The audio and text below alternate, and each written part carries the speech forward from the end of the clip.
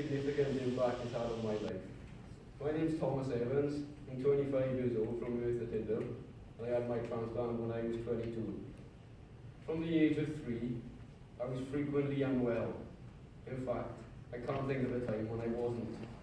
I was always back and forth hospital and received lots of misdiagnoses. Some of the symptoms I had were rashes, fever, infections, and pain in almost every part of my body.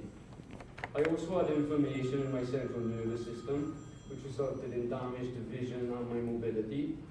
And ultimately, I suffered a brain hemorrhage in the January of 2003. Not a very happy existence, I think you'll agree. Aside from feeling physically unwell, I was feeling emotionally tired in terms of mood and attitude, and drained in the sense that I couldn't be bothered. These were very scary times for me and my family. My family have been by my side through everything. From the early mornings of travelling to London Great Ormond Street Hospital to supporting me during admissions, my family have always been there. Even when I didn't believe in myself and felt like I was falling, my mother and father were always there to pick me back up. Following a month in paediatric intensive care in January 2003, after my brain hemorrhage, I was transferred to Great Ormond Street Hospital, where my family were given an initial diagnosis of polyarteritis nodosa, an inflammatory condition affecting both small and medium-sized arteries. I then started on a course of chemotherapy to suppress my immune system. Life at this point was not good.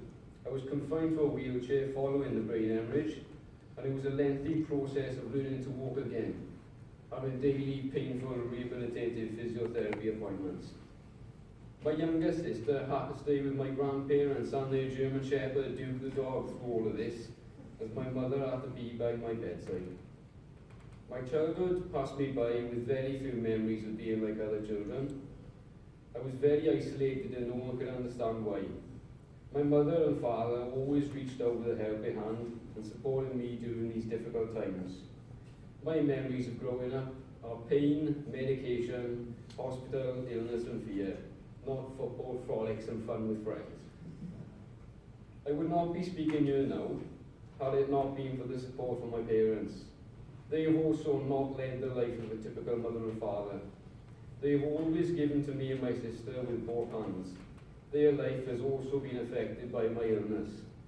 I remember back in the day when I was seeing doctors who didn't understand much about my case, the consultant would always say, listen to the parents, they know best. Furthermore, a discussion about the love and support of my parents would be incomplete without reference to this next member. He has undoubtedly been there all the way through the recovery of my transplant. Of course, I'm talking about my little ball of fluff, Ted the cockapoo. My care was transferred to the University Hospital of Wales when I reached adulthood under the Department of Immunology, albeit at this point there were still many unanswered questions about my diagnosis. Years of various treatments and infusions followed, with some effect on my counts, but they made no significant change to how I felt every day. At the age of 21, I would be in bed by 8 p.m, not out in town seeking the latest talent in the nightclubs in Merthyr Tydfil.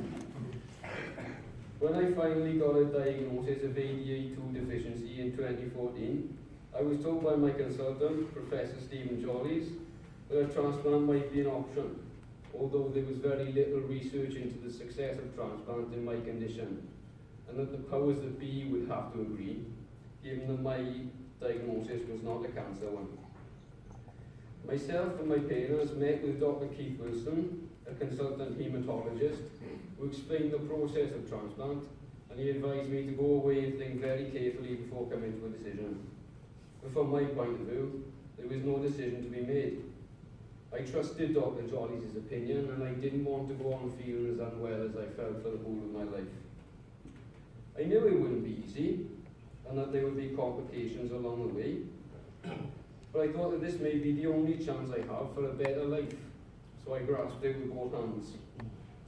The staff on the transplant unit were fantastic, as were the staff on the Teenage Cancer Trust unit. I spent 6 weeks in hospital following the transplant, And there were good days and not so good days in terms of the effects of chemotherapy and a nasty fungal infection. My mother and father were by my bedside all the way through the transplant. My mother and I used to watch Judge Rinder at 2 p.m. which gave us a little bit of excitement during the lengthy transplant process. I think that anyone who knows me will certainly agree there's been a long road, but it's only now at the age of 25 am I able to understand and appreciate what the concept of feeling well means. I feel like a new person. But having been unwell for so long, it seems like a mystery to me how I managed to do the things I did.